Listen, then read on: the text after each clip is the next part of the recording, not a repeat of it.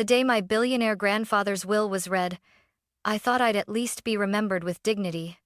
My father inherited a mansion, my brother Ethan received stocks worth millions, and my aunts walked away with land and yachts. When it was my turn, the lawyer placed a single rusted key in my hand. Dad smirked. "A rundown garage? You're nothing, Sophia." Ethan burst out laughing, his voice echoing in the silent room. Humiliation burned through me, but that night, I couldn't let it go. I clutched the key so tightly it cut into my palm. If this was all my grandfather left me, I needed to see why. So I drove across town to the industrial district. The iron door screeched open, my flashlight trembling in my hand. What I saw inside made my heart stop. There was no way my billionaire grandpa left me this. The lawyer's office smelled of old leather and polished wood, the kind of room where legacies were decided and futures destroyed. I sat stiffly in my chair, hands clasped together, pretending not to hear the whispers darting around the room. My heart hammered, but I forced myself to stay composed. Mr. Harper, the family lawyer, adjusted his glasses and cleared his throat. His voice was measured, deliberate, as he read aloud the will my grandfather had left behind. "To my son Richard Carter, I leave the family estate and all properties attached." Dad leaned back in his chair, his mouth curving into a satisfied smile. The room erupted in approving murmurs. "To my grandson Ethan Carter, I leave the investment portfolio valued at approximately $25 million. Ethan smirked, straightening his expensive tie. He gave me a sidelong glance, his eyes glinting with triumph. "Guess we know who Grandpa trusted with the real money," he whispered just loud enough for me to hear. I clenched my fists beneath the table, my nails digging into my palms. Names rolled on my aunts, my uncles, even cousins I barely spoke to. They were granted land, shares, even a yacht. Each announcement drew gasps of delight and sly grins. Then came the silence. The lawyer's voice lowered, his gaze shifting to me. "To my granddaughter Sophia Carter, I leave a garage in the industrial district, along with the key to it." The words landed like a thunderclap. For a moment, I thought I'd misheard. My throat tightened, heat rising up my neck as the room fell into an awkward hush. Then Dad broke the silence. He leaned forward, his smile razor-sharp. "A garage? That's fitting." His chuckle grew into a laugh, bitter and loud. "Even your grandfather knew you'd never amount to anything, Sophia." Ethan doubled over, cackling. "Maybe it's filled with old tires and broken tools. Perfect for you, sis."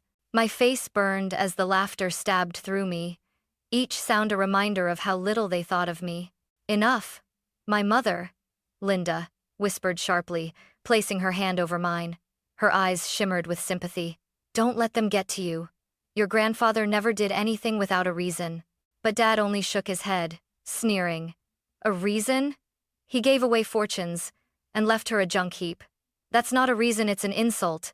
The others murmured in agreement, hiding their smirks behind polite hands. I wanted to scream, to slam my fists on the table and demand an explanation. But the key sat in my hand, heavy and rusted, flaking red dust into my palm. The humiliation was suffocating. As the meeting adjourned, Ethan slapped me on the back. "Don't worry, Sophia. Maybe you can live in your garage. I'll come by with some beer cans to decorate the place." My blood boiled, but I stayed silent. I couldn't give them the satisfaction of seeing me break. Outside, the summer air was thick and stifling, pressing against my chest like an invisible weight. I looked down at the key once more. It wasn't just metal, it was a brand, searing me with shame. Yet, in the pit of that humiliation, a spark flickered. Grandpa had believed in me once, when no one else did. Maybe, just maybe, there was more to this garage than what my father and brother thought. I whispered under my breath, so quiet even I barely heard it. "I'll find out, Grandpa. I'll prove them wrong." The next morning, I woke in my cramped apartment to the sound of my alarm buzzing at 6 a.m. The ceiling above me was cracked, a spiderweb of lines that hadn't been painted in years.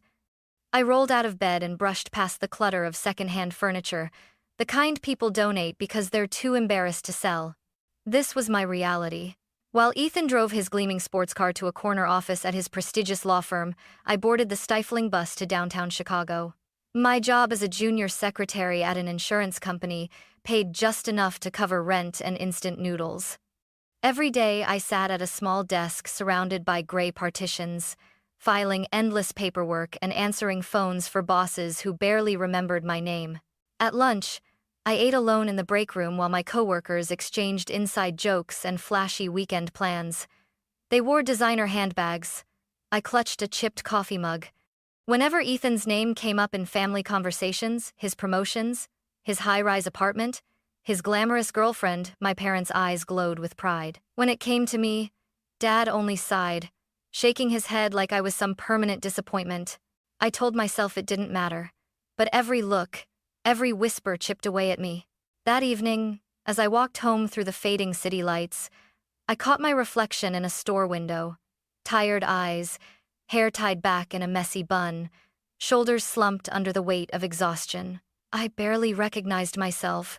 Back at the apartment, my two roommates laughed on the couch, binging sitcom reruns. I slipped into my tiny room and shut the door, sinking onto the bed. From my nightstand, I picked up the rusted key Grandpa had left me. The metal was cold, jagged against my skin. I remembered the nights we used to sit together on the porch of his farmhouse, the cicadas humming in the summer dark. He'd lean back in his chair, his deep voice weaving stories of his youth. "Life's an adventure, Sophia," he'd tell me. "Don't fear failure. Fear never taking the first step." At the time, I'd smiled politely, never believing those words were meant for me. But now, holding that key, I felt his voice echoing in my chest. Ethan's laughter still rang in my ears. Dad's cruel smirk still burned in my memory. They thought I was nothing. Maybe they were right. My life so far proved them correct. No wealth, no prestige, no place at the family table. But what if Grandpa was giving me a chance? What if this key wasn't just a cruel joke, but something else? I clenched it tighter, my pulse quickening. Tomorrow I'd work another meaningless day at the office, smile at clients, and go home to my peeling apartment walls. But tonight I could choose something different. I stared at the key, under the lamplight. Rust clung to my fingers, staining my skin. Yet beneath the corrosion was metal, solid and unyielding. Maybe, just maybe, that was Grandpa's message. I whispered into the empty room. "You believed in me, didn't you? Even when no one else did." The hum of the city outside filled the silence. My chest tightened with a mix of fear and determination. For the first time in years, I felt the faint stirrings of a purpose I couldn't explain. The night air was heavy when I stepped off the bus, the city's glow fading behind me as I entered the West Side Industrial District. Streetlights flickered weakly, casting broken shadows across rows of abandoned warehouses. The farther I walked, the quieter it became. No traffic, no laughter, just the lonely whistle of wind through rusted metal. The key weighed in my pocket like a curse. Dad's words echoed, "You're nothing, Sophia." Ethan's laughter played on repeat, cruel and sharp. I clenched my fists, my pulse pounding. I could have gone home, crawled into bed, and pretended the garage didn't exist. But humiliation gnawed at me, and a strange defiance rose in my chest. If this was my inheritance, I would face it head-on. Even if it was just rats and dust, I'd prove to myself and to them that I wasn't afraid. I found the building after nearly an hour of walking. It stood squat and forgotten, its concrete walls cracked, streaked with grime. A faded sign above the heavy iron door bore one word: Carter, my surname. I froze, my breath catching in my throat. Grandpa had left this to me, and me alone. The street around me was deserted, the silence broken only by the clink of my shoes against the pavement. My heart thudded like a drum as I pulled the key from my pocket. Rust flaked off in my palm, staining my skin red-brown. I whispered, as if speaking to him, "Why, Grandpa? Why this place?" The key slid into the lock with surprising ease. For a moment, I hesitated, my hand trembling on the cold metal. My mind screamed, "Turn back! Walk away! Forget this garage!" But another voice, the echo of Grandpa's, pushed me forward. "Don't fear failure, Sophia. Fear never taking the first step." I twisted hard. The lock gave way with a dry, metallic clunk. The hinges groaned as I pushed the door, the sound echoing through the empty street like a warning.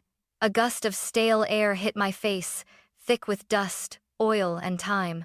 I switched on my phone's flashlight, its beam weak against the suffocating dark.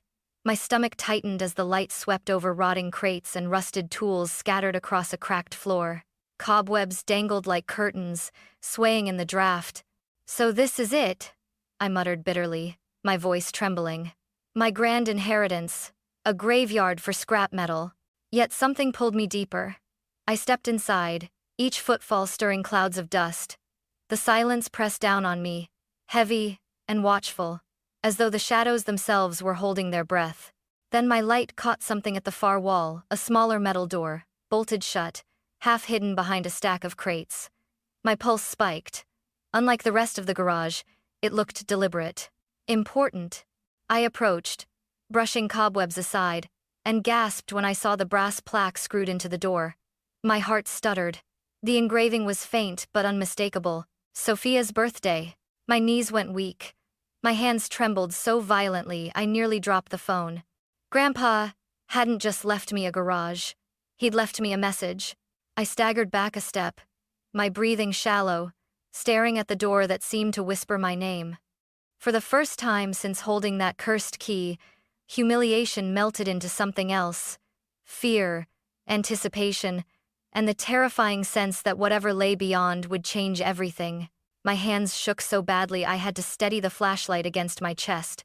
The brass plaque gleamed under the thin beam, its letters spelling out my own birthday. Grandpa had left this here for me, no one else.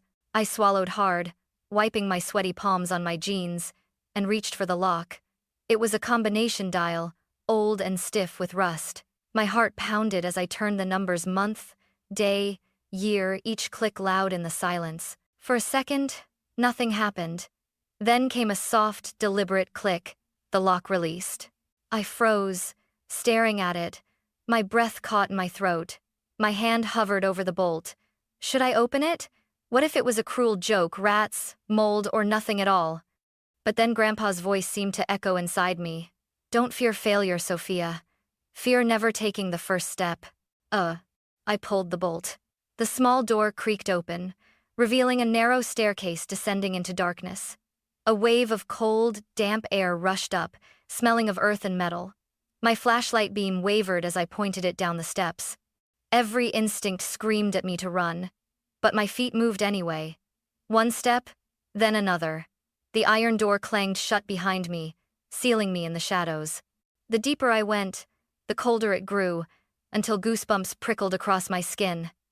My breath fogged in the stale air. The stairs ended in a pitch-black basement. I swept the flashlight across the space and froze.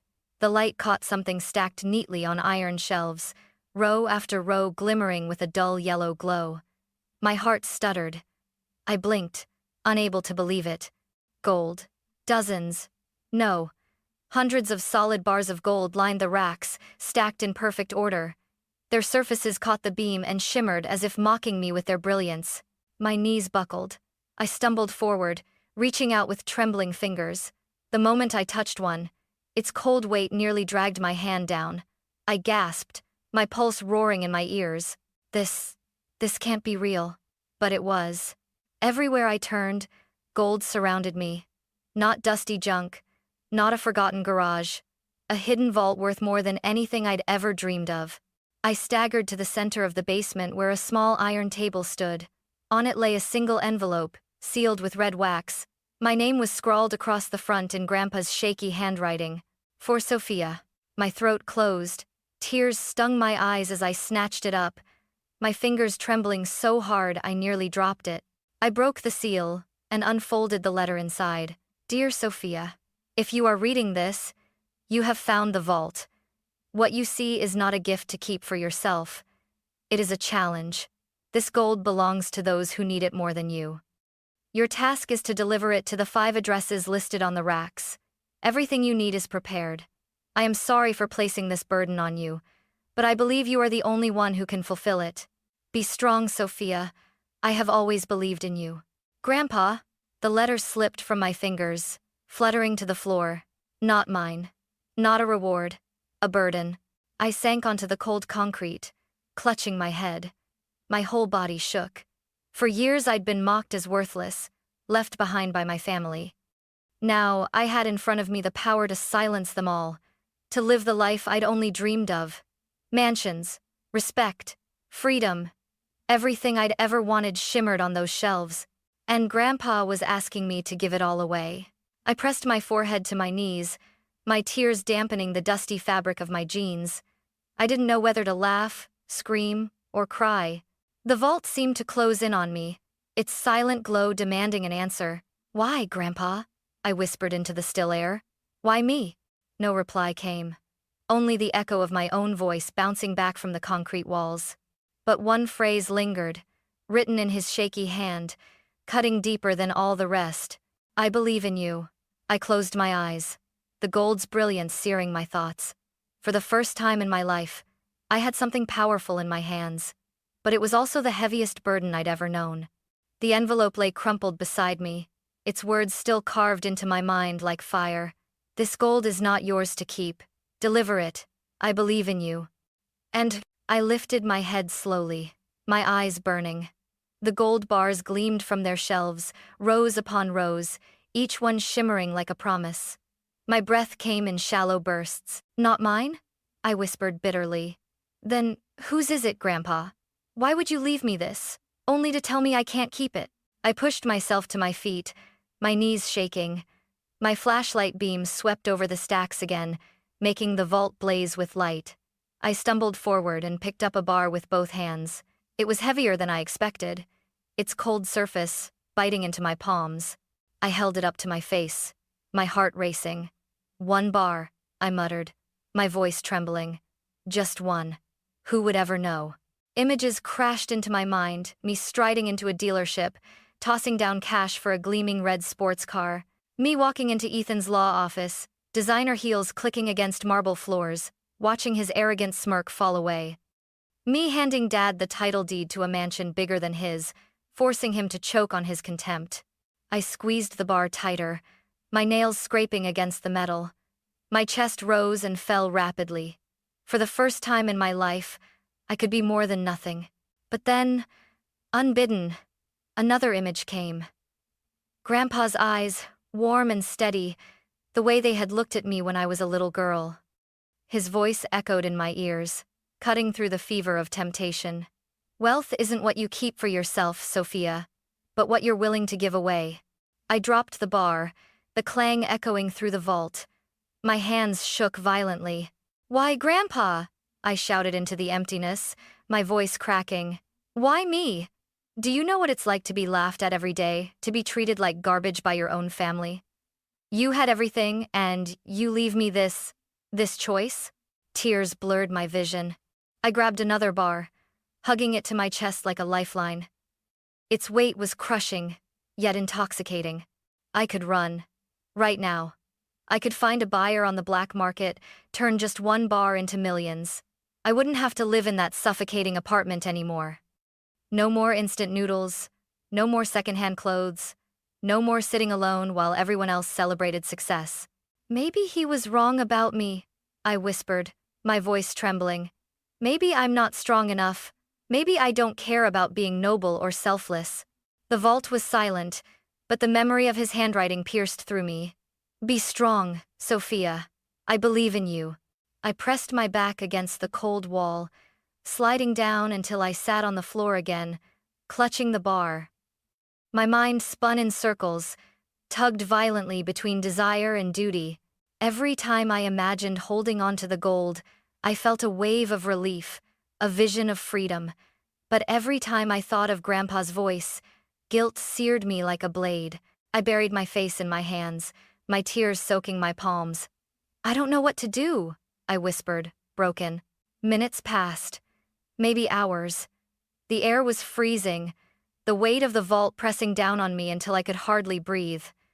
Finally, with trembling hands, I set the bar back on the shelf. The sound of metal clinking against metal was final, like a lock snapping shut. I wiped my face with my sleeve, my chest aching. "If this is what you wanted, Grandpa, I'll try. But God help me, I don't know if I can."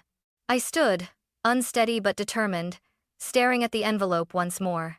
The list of addresses scribbled inside seemed to glow with their own gravity. 5 destinations. 5 burdens. I clenched the paper in my fist. The temptation still burned like fire in my veins, but beneath it, faint and fragile, a spark of something else flickered. Hope. The paper in my hand felt heavier than the gold itself. 5 addresses, scrawled in Grandpa's shaky handwriting. 5 places that would decide whether I honored him or betrayed him. I packed one crate into the back of a borrowed truck, my heart pounding so loudly it drowned out the city's noises. Every time I looked in the rearview mirror, I expected flashing red and blue lights, or a dark car tailing me. The thought of being stopped by police chilled me. What could I say? Yes, officer, I'm just transporting millions in unmarked gold bars. The first address led me north, into the Adirondack Mountains. The drive took 3 long days. Each stop for gas felt like a death sentence. I locked the truck, but my eyes darted constantly to the trunk. When strangers lingered too close, I broke out in sweat. By the time I reached the small cabin tucked deep in the pines, my nerves were frayed. Snow crunched beneath my boots as I dragged the heavy crate up the creaking porch. I knocked, and the door opened to reveal an old man with sharp eyes clouded by age. "Henry?" I asked, my breath fogging in the icy air. He nodded slowly, gripping his cane. "William's granddaughter." His voice cracked, weighted with memory. I pushed the crate inside, my arms trembling from the effort. When Henry saw the gold, his expression didn't change to greed, but sorrow. He ran his weathered hand across the bars like they were relics, not treasure. "During the war," he whispered, his eyes glistening, "your grandfather saved our entire platoon. He took a bullet, and never once called himself a hero, but to us, he was everything." Tears pricked my eyes as Henry gripped my hand. "You have his eyes, Sophia. The eyes of someone who will do what's right, no matter how hard." I couldn't speak. I just nodded, my throat tight, before stepping back into the cold. The second address was a world away. Boston. I ditched the truck, terrified of drawing attention, and chose the train. The gold was wrapped in thick cloth, disguised as cargo. Still, every creak of the wheels, every glance from a passenger made me stiffen. I sat pressed against the crate for 10 sleepless hours, sweat dripping down my back despite the winter chill. Boston's skyline loomed, sharp and modern. The address led me to a sleek glass high-rise overlooking the harbor. Inside, a man in his 60s stood tall in an immaculate suit. "Charles Donovan," he introduced himself, extending a hand. His grip was firm but not unkind. I opened the crate. The gold glinted under the office lights. Donovan's eyes softened, and a sad smile tugged at his lips. "That's William's style," he murmured, always keeping his word, no matter how impossible it seemed. He poured himself a glass of whiskey and gestured for me to sit. "Your grandfather started from nothing, a car mechanic with dirt under his fingernails. But he built an empire not by cutting throats, but by keeping promises. Integrity, he said, it was a man's greatest wealth." He slid a folded note across the desk. My heart raced as I opened it. In Grandpa's handwriting, just 5 words. "Keep your integrity, Sophia. Gold is secondary." Tears blurred my vision. I clutched the paper as Donovan leaned closer. "He chose you for a reason. Don't doubt that." That night, as I boarded the train back, I pressed the note against my chest. Henry's words about heroism, Donovan's about integrity, they collided with Grandpa's echo in my mind, but temptation still slithered within me. Each time I glanced at the next crate waiting in the storage car, I imagined running, disappearing, living the life of wealth I'd been denied. Yet every time I thought of that, Henry's voice pierced me. "You have his eyes, Donovan's. Gold is secondary, and Grandpa's, steady and unyielding. I believe in you." I closed my eyes, exhaustion pulling me under as the train rumbled into the night. Ahead of me still lay 3 addresses, 3 burdens heavier than any gold bar.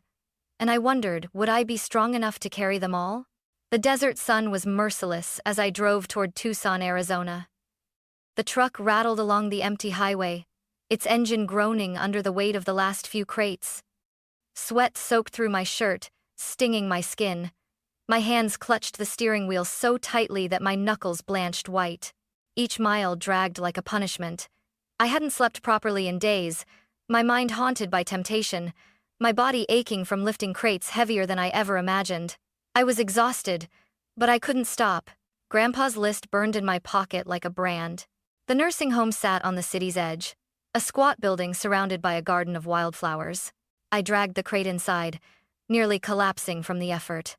A nurse with silver-streaked hair greeted me with wide, startled eyes as she saw the gleaming bars.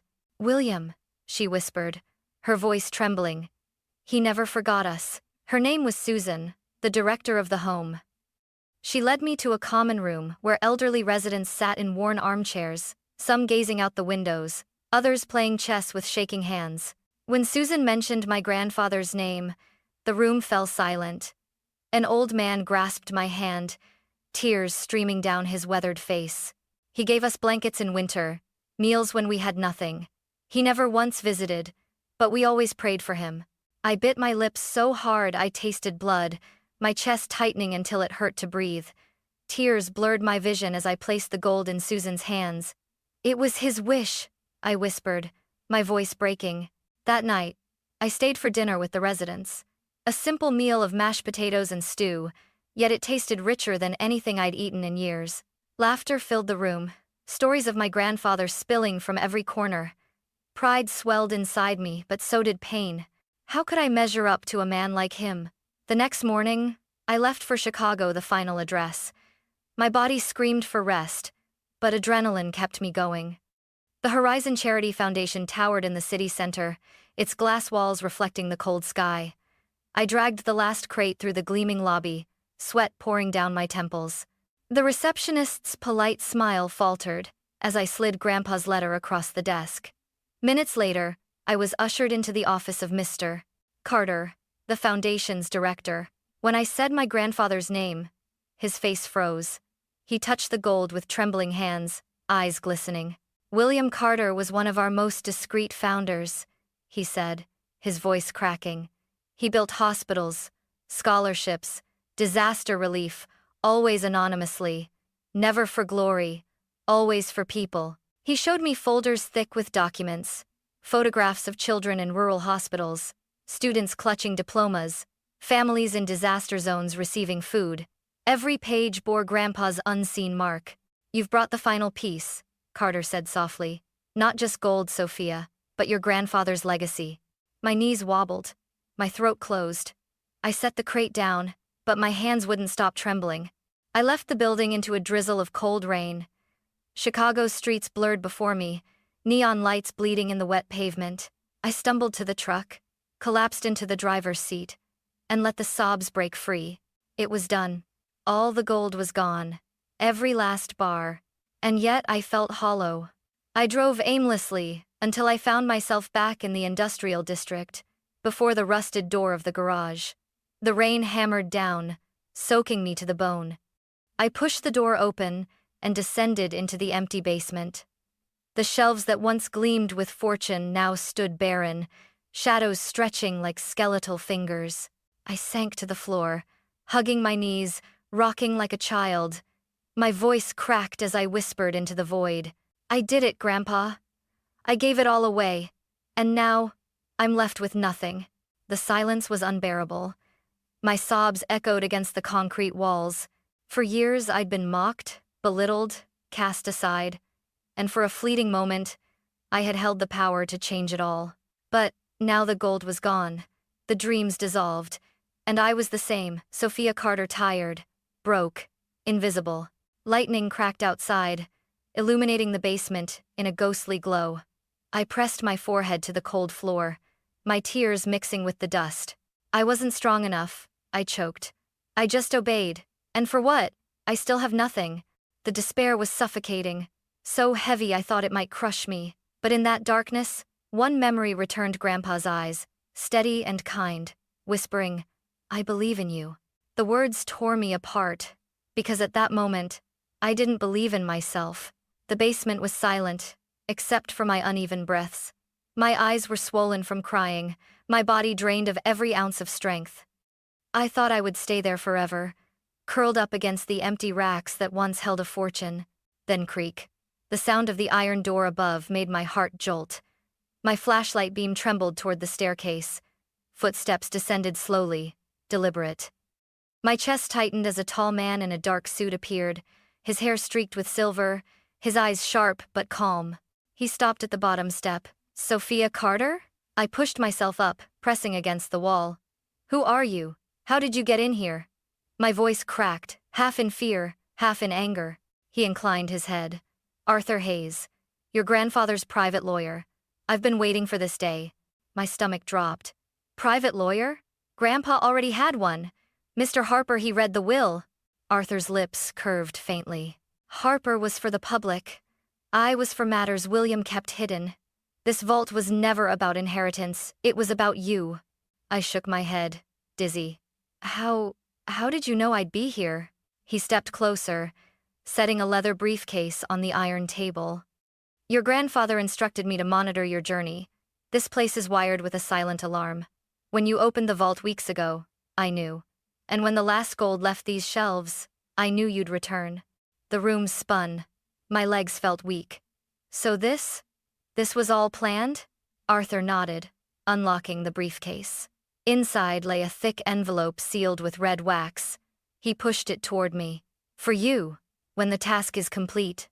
My hands trembled as I broke the seal. Grandpa's handwriting filled the first page. "Dear Sophia, if you are reading this, then you did what I hoped you chose. Integrity over greed, compassion over pride. The gold was never meant to be yours. It was meant to test your strength, to prove whether you could carry not just wealth, but responsibility. You did not fail me. You have fulfilled my last wish. And now, you are ready." I gasped as Arthur placed several documents on the table. Bank accounts, real estate deeds, stock certificates, all under my name. Arthur's voice was steady. "Your grandfather established a trust years ago, valued at $10 million. It's yours now." The words struck me like thunder. My knees buckled, and I dropped into the nearest chair, clutching the papers. $10 million? Tears streamed down my face. My voice shook. Why? Why didn't he just give me this from the start? Arthur's eyes softened. "Because William wanted you to understand that money alone means nothing. You had to prove to yourself that you were worthy of it. And you did." I covered my face with my hands, sobs racking my body. For weeks, I had lived on the edge of despair, torn apart by temptation and exhaustion. And now, at the end of it all, I realized Grandpa had been guiding me every step of the way. I whispered into the silence, "You believed in me, Grandpa. And now, I finally believe in myself." Arthur closed the briefcase. "This trust isn't just money, Sophia. It's a legacy. Use it as he would have, quietly, selflessly, with courage." I nodded through tears, gripping the documents like a lifeline. When Arthur left, I remained in the basement a while longer. The shelves were empty, but I no longer felt hollow. The darkness no longer seemed oppressive. It felt like a cocoon I was breaking free from. Finally, I rose, walking up the staircase. The rain outside had stopped, and the city lights shimmered against the wet pavement. I stood at the threshold of the garage, breathing in the cool night air. For the first time, I didn't feel like nothing. I was Sophia Carter, heir not only to my grandfather's fortune, but to his faith, his integrity, and his legacy. And I swore, as I stepped into the moonlit street, that I would live every day worthy of it.